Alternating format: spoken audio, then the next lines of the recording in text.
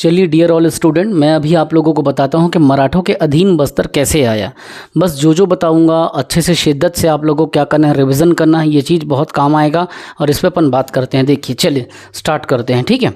देखिए सबसे पहली बात ये देखिए कि जो पहले जो छत्तीसगढ़ था, एकदम बेसिक से अपन स्टार्ट करेंगे, चीज़ों को समझेंगे और अच्छे से चलेंगे। आधे घंटे की क्लास ले लूँगा, बोर मत होना। जो भी मेरे अभी तक के अनुभव रहे हैं, 5 पीएससी मेंस मैंने लिखे हैं, 10-11 छोटे छोटे जो भी एग्ज़ाम मैंने निकाले हैं और अभी करेंटली इंडियन रेलवे पे सेंट्रल गवर्नमेंट डिपार्टमेंट में वर्किंग है, उस बेसिस के एक्सपीरियंस के बेस पे आपको बताऊंगा। जैसे जो हमारा छत्तीसगढ़ था, ठीक है, पहले तो ऐसा शेप नहीं था क्योंकि मध्य प्रदेश वगैरह सब लगा हुआ था, इस बात को समझना। तो जो रतनपुर वाला हिस्सा है, ये रतनपुर क्षेत्र अब मराठों के अधीन में आ चुका था 1741 में। आप लोगों को पूरा कहानी याद है, ठीक है। भास्कर पंत आया 1741 में, भास्कर पंत आता है और भास्कर पंत आक्रमण कर देता है। ऐसा करके तो ये चीज़ अपन समझ गए थे कि वो अपना कल्याणगिरी गोसाई को यहाँ पे रख करके चला गया था, प्रतिनिधि बना करके। तो रतनपुर में मतलब बिलासपुर क्षेत्र में और बाकी एरियो में मराठों का शासन था, प्लस रायपुर वाले क्षेत्र में भी शासन हो चुका था, वो भी मैं पूरा बता चुका हूँ पीछे की कहानी। लेकिन जो दंडकारण्य एरिया था, जो बस्तर एरिया था, इस एरिए पे, इस स्पॉट पे मराठे नहीं पहुँच पाए थे। लेकिन ऐसी क्या स्थिति पड़ी कि ये क्षेत्र जो है मराठों के अधीन भी चला गया, प्लस अंग्रेज़ों के अधीन भी चला गया। क्या ऐसी स्थिति थी कि ये क्षेत्र जो है मराठे, अंग्रेज़ों और जयपुर शासक के पास में चला गया? ये चीज़ को हमको यहाँ पे समझना है। इसी से पूरा फंडा क्लियर होगा कि मराठों अधीन बस्तर कैसे आया। तो कम टू द पॉइंट, अपन समय बर्बाद नहीं करते और सबसे पहले अपन यहाँ पे इतिहास में आते हैं बस्तर के, कि बस्तर में क्या क्या परिवर्तन आपको देखने को मिला। तो बस्तर का जो भी इतिहास रहे हैं उसको हम लोग यहाँ पे क्या करेंगे, चर्चा करेंगे। चलिए आइए, जैसे कि पुरानी पृष्ठभूमि, पिछले क्लास में मैं आपको राजपल देव के बारे में बताया, फिर चंदेल मामा के बारे में बताया, फिर दलपत देव के बारे में बताया। दलपत देव की जो भी स्थिति थी, उन्होंने क्या है, सूझबूझ से नीलू पंथ का जब मराठों का आक्रमण हुआ था, किसका, नीलू पंथ का, या पंडित नीलू भी बोलते हैं, नील पंथ भी बोलते हैं, नीलू पंथ भी बोलते हैं। तो उन्होंने जब आक्रमण किया था बस्तर में, तो वो असफल था, ठीक है। तो वो प्रथम भोसला आक्रमण था, प्रथम मराठा आक्रमण था, प्रथम भोसला आक्रमण था। उस समय उसको भोसले ने भेजे थे उसको, तो प्रथम भोसला आक्रमण था। लेकिन ये जब नीलू पंथ आक्रमण करता है ना, तो नीलू पंथ के इस आक्रमण को असफल कर दिया जाता है ना, ये सक्सेस नहीं हो रहा था, जो कि पिछले क्लास में मैं पहले से ही बता चुका हूँ। और अधिक जानकारी के लिए अगर आपको पढ़ना है तो आप बिल्कुल पेड क्लासेस ज्वाइन करें, पूरी कंप्लीटली अच्छे से समझाऊंगा, एक क्वेश्चन भी नहीं छूटेगा, पूरा बेशुमार आपको मेहनत करना है जो बताते जाऊँगा। अब इसके बाद में होता क्या है कि छत्तीसगढ़ की जो भी स्थिति रही है बस्तर में, मस्त स्वतंत्र है, आदिवासियों की भूमि है, बहुत बढ़िया वहाँ पे चल रहा था। लेकिन दलपत देव के बाद में हुआ ये कि उस क्षेत्र में उसका 2 बेटा था, एक था अजमेर सिंह, एक था दरिया देव। ये भी आप लोगों को बता चुका हूँ कि जो दलपत देव था, दलपत देव के कितने पुत्र, 2 पुत्र, ठीक। एक जो था वो कौन था, अजमेर सिंह, और एक था दरिया देव। इतना गर्मी में मैं बिना पंखा के, बिना एसी के क्लास ले रहा हूँ, इतना प्रॉब्लम में। अगर आप मेहनत नहीं करेंगे तो मुझे बहुत ज़्यादा ये चीज़ खलिश होगी इस चीज़ की। तो अजमेर सिंह और दरिया देव। अजमेर सिंह क्या था, अजमेर सिंह एक लोकप्रिय शासक था। इसकी जो ख्याति थी उस क्षेत्र में अच्छी थी, बनी हुई थी, मेंटेन ख्याति थी, लोग इसको रिस्पेक्ट करते थे। तो दलपत देव के बाद में 1774 में ये आता है, कौन, अजमेर सिंह। लेकिन ईर्ष्या होती किसको, दरिया देव को। 3 साल ही बेचारा शासन कर पाया रहता है अजमेर सिंह, और दरिया देव बीच बीच में आक्रमण करते रहता है, ये बीच बीच में डिस्टर्ब करते ही रहता है। लेकिन इस क्षेत्र पे अजमेर सिंह की इतनी लोकप्रियता रहती है कि वो क्षेत्र उन्हीं के हाथ में ही रहता है, बस्तर का पूरा शासन। तो चलिए सबसे पहले अजमेर सिंह को पकड़ते हैं, उसके बाद में अपन चलेंगे किस में, दरिया देव में, और देखेंगे कि ये कैसे क्षेत्र मराठों के अधीन में चला गया। तो अजमेर सिंह से चालू करते हैं। ये याद रखेंगे, मेरे पूरे जितनी भी क्रांति मैंने पढ़ा है उस क्षेत्र में मेरे फेवरेट मतलब शासक में रहे हैं, क्योंकि इसको हराना उतना आसान नहीं था। इसको 3 त्रिगुट की संधि से हराया गया था। इसको मराठों ने भी हराया, अंग्रेजों ने भी हराया, और जयपुर के शासकों ने, तीनों ने मिलकर 3 क्षेत्र से आक्रमण किया, तब जाकर के अजमेर सिंह परास्त हुए, वरना अजमेर सिंह को हरा पाना उतना आसान नहीं था। तो चलिए कम टू द पॉइंट। देखिए अजमेर सिंह के समय पे शासन व्यवस्था बहुत अच्छे चल रहा था, लोग बहुत खुश थे। ये 1774 में क्या करता है, गद्दी पे सत्तासीन होता है, और 1777 तक ये सत्ता का संचालन करते हैं। इनकी लोकप्रियता आदिवासियों में बहुत अच्छी थी, इसीलिए इसे याद रखेंगे, एक नाम दिया गया है आदिवासियों के द्वारा, क्या, ये बस्तर क्षेत्र में क्रांति का मसीहा था।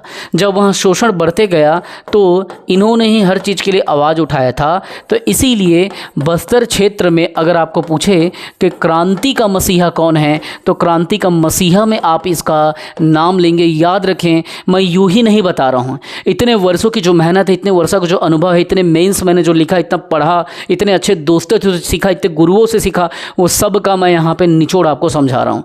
बस अच्छे से समझने की कोशिश करना। अब क्या होता है, इसके ऊपर में दरियादेव आक्रमण करने की कोशिश करता है कि कैसे भी करके मैं अजमेर सिंह को क्या करना चाहता हूँ, सत्तासीन करना चाहता हूँ। अजमेर सिंह को वो छल से मतलब अब हराने की कोशिश करते हैं। क्यों?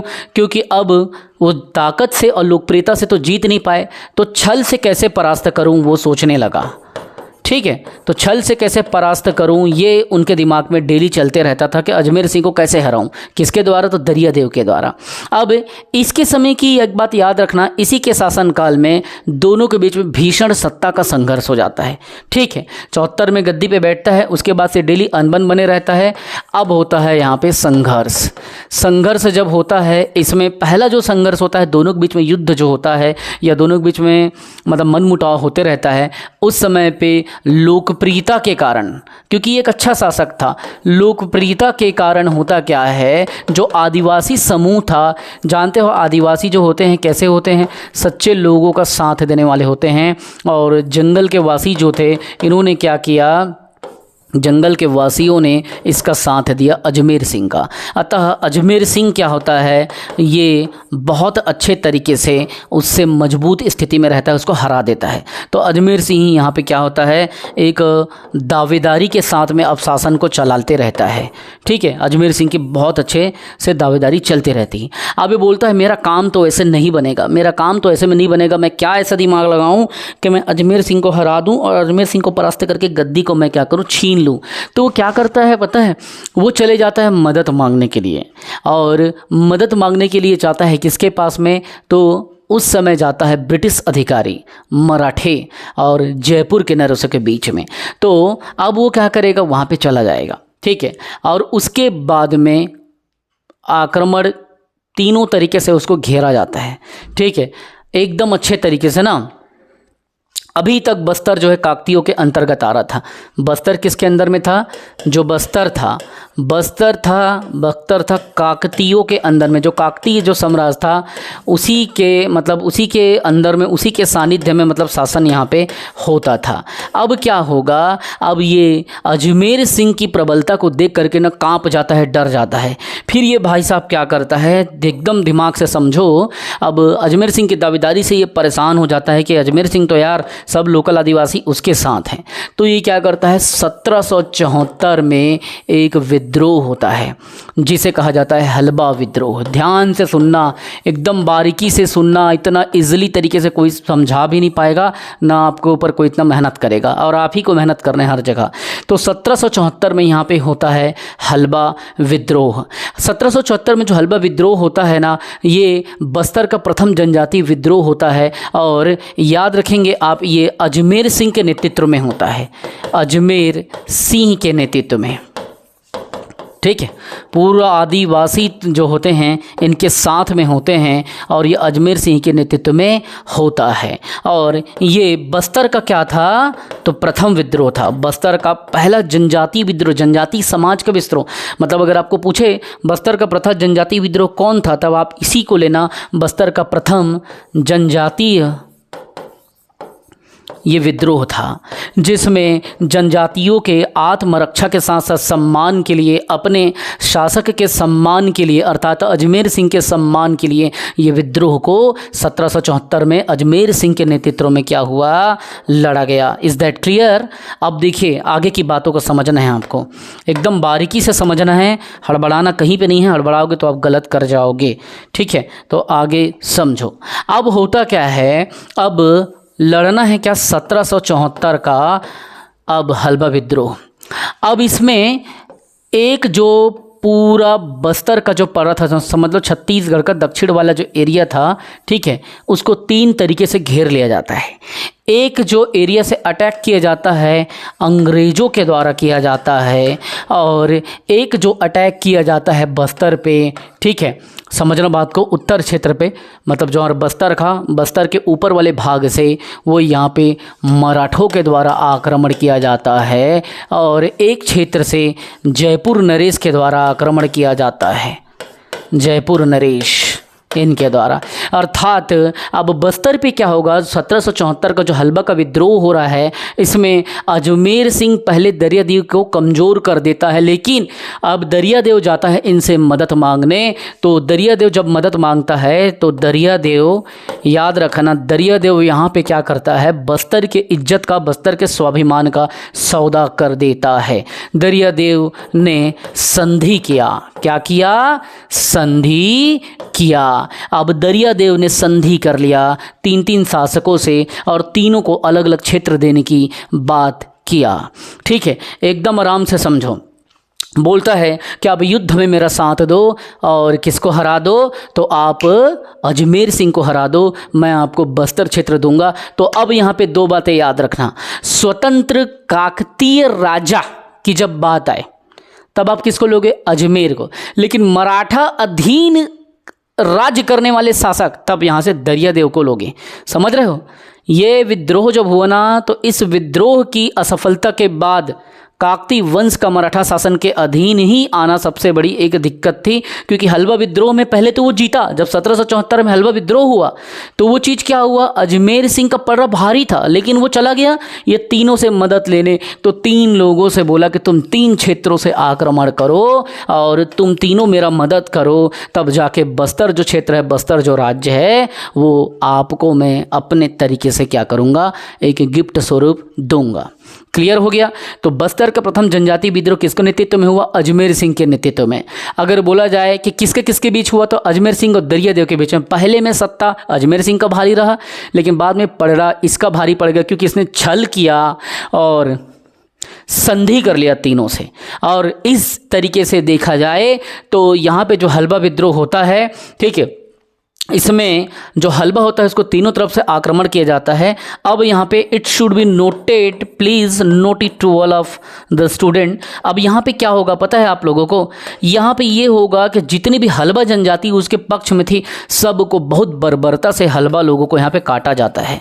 हलवा जो जनजाति थी उस समय की, उसको क्या है, जितनी भी जनजाति थी, है ना, पूरे जनजातीय समाज जो उसके साथ में थे, उनको क्या है, बर्बरता से काटा जाता है, मारा जाता है, बर्बरता से मारा जाता है। इस बात को एकदम समझो, एकदम बारीकी से समझो, आज तक ऐसा कोई नहीं समझाया होगा, और इस बात को एकदम ध्यान से समझो।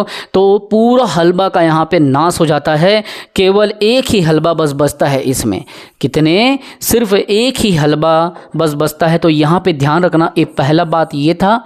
दूसरा बात ये था, इसमें लिखना केवल एक हलवा बचता है, ठीक है, इतिहास में इस बात को रखना, केवल एक बुजुर्ग जो हलवा रहता है वो वहाँ से बच के निकल जाता है, और बाद में यही हलवाओं के, ऐसा मैं नहीं कह रहा हूँ, इतिहासकार कहते हैं, बाद में वही हलवा रायपुर क्षेत्र में आकर के क्या करते हैं, गरियाबंद क्षेत्र में बस जाते हैं, रायपुर और गरियाबंद वाले एरिया में, और बाद में उन्हीं का वंशज जो है आगे बढ़ा। तो इस बात को याद रखना, केवल एक हलवा ही बच पाता है, जो ये सब बातों को आंखों देखा बताता है, ठीक है। तो इतिहास अपने आप में जादूगरी का खेल है बेटा, याद रखना। जितना डिटेल से घुसो, जितना डिटेल से समझो, उतना मज़ा आता है पढ़ने में, उतना मज़ा आता है सुनने में।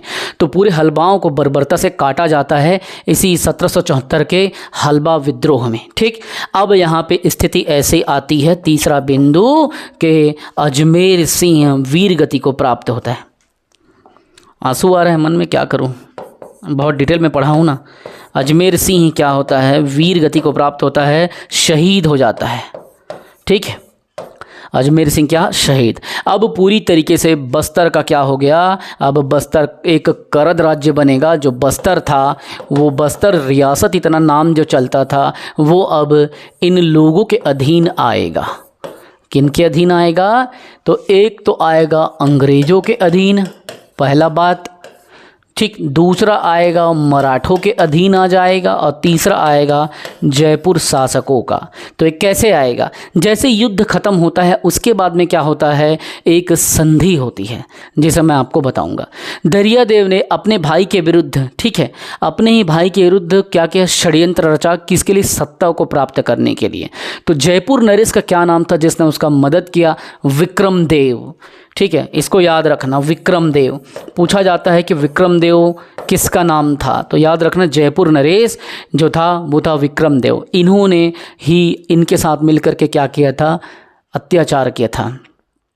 ठीक है, और अंग्रेज का जो सिपाही था, अधिकारी था, सैन्य अधिकारी, उसका नाम क्या था, जॉनसन। जॉनसन ये अंग्रेज का सैन्य अधिकारी था जो अंग्रेजों के साथ मिल करके इसके ऊपर आक्रमण किया था। और मराठे तो बिंबाजी भोसले की ही भेजे गए सेनापति थे। ठीक, तो पूछा जाता है बिंबाजी भोसले के प्रतिनिधि का क्या नाम था, तो त्रयंबक अवीर राव। ठीक है, तो ये बिंबाजी भोसले का ही प्रतिनिधि था, त्रयंबक अवीर राव। ठीक है, तो ये तीन नाम आपको याद रखना है जो इतिहास में आ जाए, ताबड़तोड़ तरीके से सॉल्व करना, जान लगा के सॉल्व करना, कोई भी चीज़ छूटना नहीं चाहिए। तो इस तरीके से क्या होता है, अब ये तीनों बैठते हैं और एक जगह 1778 में ये बैठते हैं और एक संधि करते हैं। ये त्रिगुट की संधि होती है जिसे कोटपाट परगना में किया जाता है, इसीलिए कोटपाट की संधि कहा जाता है। ठीक है, तो ये संधि होता है, एक संधि। अब इस संधि का क्या नाम था, तो ये कोटपाट परगना में होता है, इसीलिए कोटपाट की संधि कहलाता है। अब ये संधि का डेट भी पूछा गया है पीएससी के द्वारा। संधि का डेट क्या था, इसको देखो, 6 अप्रैल था। 6 अप्रैल 1778 को ये कोटपाट की संधि होती है। किसके किसके बीच में, त्रिगुट, अंग्रेज, मराठे और जयपुर, और एक तरफ बस्तर से कौन, तो दरियादेव। अब इस समय राजा छल से कौन बन गया, राजा दरियादेव राजा बन गया। एक तरफ बस्तर है, एक तरफ त्रिगुट है, एक तरफ दरियादेव है, एक तरफ अंग्रेज जॉनसन, मराठा त्रयंबक अवीर राव, जयपुर का विक्रमदेव। अब सब बस्तर को क्या करेंगे, काटेंगे और बस्तर को यहीं से लूटना, आबरू लूटना इन लोग चालू करेंगे। कैसे, देखना, सुनते रहना, एकदम बेटा कहानी की तरह समझो, कहानी की तरह पढ़ो। अब होगा क्या, देखना, बात ऐसी उठेगी कि भैया हमको तो चाहिए, तो कैसे करें, तो जयपुर नरेश क्या बोलेगा कि 4 स्थानों का मांग करेगा। ये जो जयपुर नरेश है, अभी बताऊंगा मैं आगे, पहले इसको सुनो। तो जयपुर नरेश कहता है कोटपाट भी मुझे दे दो, चुकचूड़ा भी जो स्थान है वो भी, मैं कोटपाट परगना बड़ा परगना था, अच्छा रेवेन्यू आता था, तो कोटपाट परगना मेरे को दे दो, चुकचूड़ा भी दे दो, पोड़ागढ़ भी दे दो और रायगढ़ का भी क्षेत्र दे दो। ठीक, पूरा समझना आप बात को। ठीक, ये जो जयपुर है वो राजस्थान वाला जयपुर नहीं है, ये उड़ीसा वाला एरिया का जयपुर है, समझो। तो 4 स्थानों को मांग करता है, कोटपाट, चुकचूड़ा, पोड़ागढ़, रायगढ़। ये 4 स्थानों का मांग कौन करता है, तो जयपुर नरेश करता है। बोलता उस समय बस्तर बहुत बृहद राज्य था और ये रतनपुर से और रायपुर से अलग था, मतलब रतनपुर राजा के अधीन भी नहीं था, रायपुर राजा के भी अधीन नहीं था। ठीक है, तो एक तो जयपुर कोटपाट हो गया, चुकचूड़ा हो गया, रायगढ़ हो गया, ठीक है, और पोड़ागढ़ हो गया। एक लिखूंगा नहीं, 4 चीज़ बता दिया। तो ये 4 स्थानों का क्या करता है, डिमांड करता है कि भैया मेरे को पोड़ागढ़ दो, चुकचूड़ा दो, कोटपाट दो, रायगढ़ दे दो। ठीक है भैया, ठीक है, ले लो। उस क्षेत्र में फैला था, तो बोलता है कि नहीं, पूरी तरीके से बात को समझो। बोलता है कि जो कोटपाट है वो पहले क्या होता था, चुकचूड़ा, पोड़ागढ़ और रायगढ़, ठीक है, वो तीनों भी लूंगा और कोटपाट भी लूंगा, तो 4 में मेरा अब मलिकाना अधिकार होगा, मतलब बस्तर का आबरू खत्म यहीं पे। मराठे क्या बोले, समझो, अंग्रेज को तो मजा लेना था, तो आपस में बंटवारा चाहते थे, मैं कुछ नहीं लूंगा, बस मैं तुमको कमजोर करूंगा। तो मराठा क्या बोला, मेरे को 59,000 टकोली हर साल तुमको देना पड़ेगा, और इसीलिए ये अब 59,000 टकोली ये प्रति वर्ष, एवरी ईयर, मतलब एक टैक्स के रूप में अब वो लेता था। ठीक है, प्रति वर्ष। तो ये चीज़ मराठों ने 59,000 टकोली ठोक दिया। इन्होंने 4 प्रमुख स्थानों को ठोक दिया, बोला कि मैं लूँगा, और अंग्रेज देख करके फूट डालो शासन करो की तरह मज़ा ले रहे थे। अब इस तरीके से इस संधि द्वारा बस्तर क्षेत्र पूरी तरीके से मराठों के अंदर में आ गया और छत्तीसगढ़ राज्य का ना चाह के बस्तर एक अभिन्न अंग बन गया, जो एक स्वतंत्र सत्ता से चलता था। छिंदक नागवंशी ने कितना बढ़िया चलाया, काकतियों ने कितना बढ़िया चलाया, लेकिन ये ऐसे थे कि इन्होंने ठीक तरीके से नहीं चला पाया और सत्ता के लोभ में आके अजमेर सिंह को भी मरवा दिया, पूरे हलबाओं को भी बर्बरता से कटवाया, 3 क्षेत्रों से आक्रमण किया और बस्तर क्षेत्र को पूरी तरीके से मराठा अपने नियंत्रण में ले लिए। और दरियादेव ने बस्तर की जो स्वाधीनता थी, जो इज्जत था, उसे बेच दिया और संधि को स्वीकार कर लिया और इस तरह से जयपुर नरेश को कोटपाट, चुकचुड़ा, पोड़ागढ़, रायगढ़ को दे दिया और बोला कि भैया 59,000 टकोली प्रति वर्ष हम मराठे को भी देंगे। तो सबसे ज़्यादा क्या पूछा जाता है, तो सबसे ज़्यादा तुमसे पूछा जाएगा किसको, ये हलबा विद्रोह कब हुआ वो पूछा जाएगा, एक हलबा बचा वो भी पूछा जाएगा, किनके बीच में संधि हुई वो पूछा जाएगा, हलबा विद्रोह कब हुआ, किसके किसके बीच हुआ, बस्तर का क्या था ये, तो प्रथम जनजाति विद्रोह था, ये बात भी आप रखना, ये बात भी पूछा जाएगा। अजमेर सिंह की दावेदारी, सब चीज़ पूछा जाएगा। अजमेर सिंह का शासन क्या था वो पूछा जाएगा। अब दरियादेव जो है भैया 1777 में गद्दी पे बैठेगा और 1800 तक वो बेच बेच के बस्तर को खाएगा। ठीक है, तो दरियादेव का काल में जितना मैं बताया वही सब चीज़ रहेगा, है ना। अब दरियादेव क्या करेगा, गद्दी पे बैठेगा। अब वो 1800 तक बेचेगा बस्तर को, ऐसे ही कर करके अब तो मजबूर हो गया है क्योंकि वो तो संधि करके हस्ताक्षर कर दिया है। तो 1777 तक वो बैठेगा, है ना, 1770 से बैठेगा और 1800 तक वो शासन करता है, ईस्वी तक, 1800 ईस्वी तक।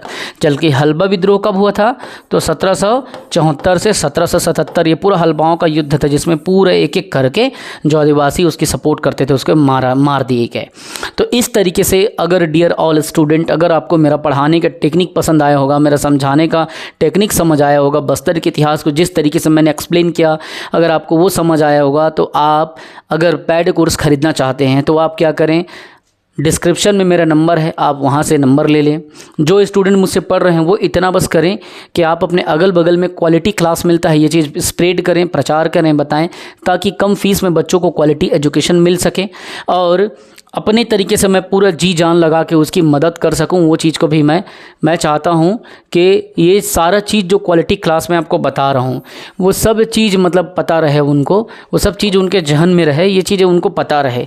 इसीलिए आप इसको प्रचार करने में, इसको लोगों को बताने में मदद करें। जिस टेक्निक से, जिस तरीके से मैंने बताया, वो सारा टेक्निक, वो सारा फार्मूला, उसी कॉन्सेप्ट से मैं हर बच्चे को पढ़ाऊंगा, हर सब्जेक्ट को पढ़ाता हूं।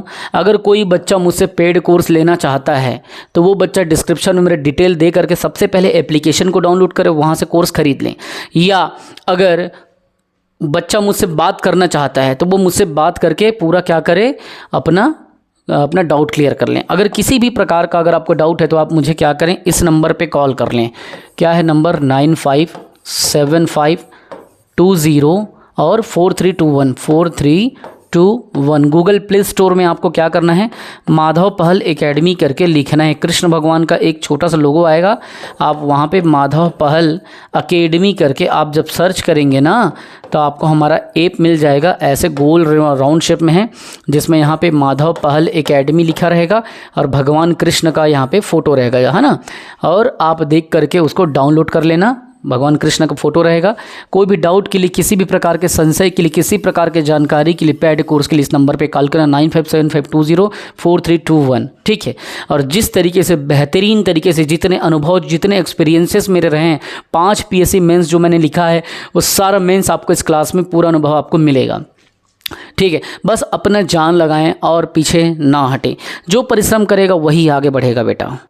एक बात याद रखना, इसी समय दरियादेव के समय पे ना एक विद्रोह हुआ था, भोपालपट्टनम का संघर्ष ही था, वो विद्रोह नहीं था। तो ये बात को याद रखना आप, किसके समय पे हुआ था,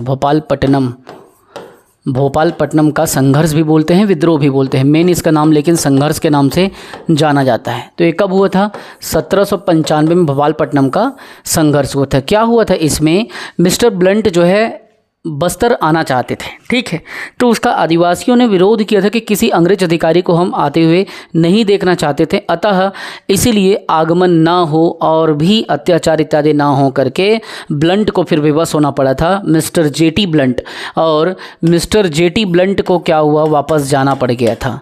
ठीक है, तो ये बहुत बड़ा चीज़ नहीं है, लेकिन ये है कि किसके समय पे हुआ करके पूछा जाता है ना। तो मिस्टर ब्लंट या मिस्टर जेटी ब्लंट, इसको क्या हुआ, फलस्वरूप इसको भोपालपट्टनम से वापस जाना था ना, बस्तर क्षेत्र में प्रवेश करने को नहीं दिया गया। तो याद रखना, दोनों पक्षों में संघर्ष हुआ और विवश होकर के वो चले गए, है ना। इतना बिल्कुल आपको याद रखना है। ठीक है, अगर आ गए तो बता देना आप। ठीक है, भोपालपट्टनम कहाँ, तो बीजापुर, बीजापुर में है।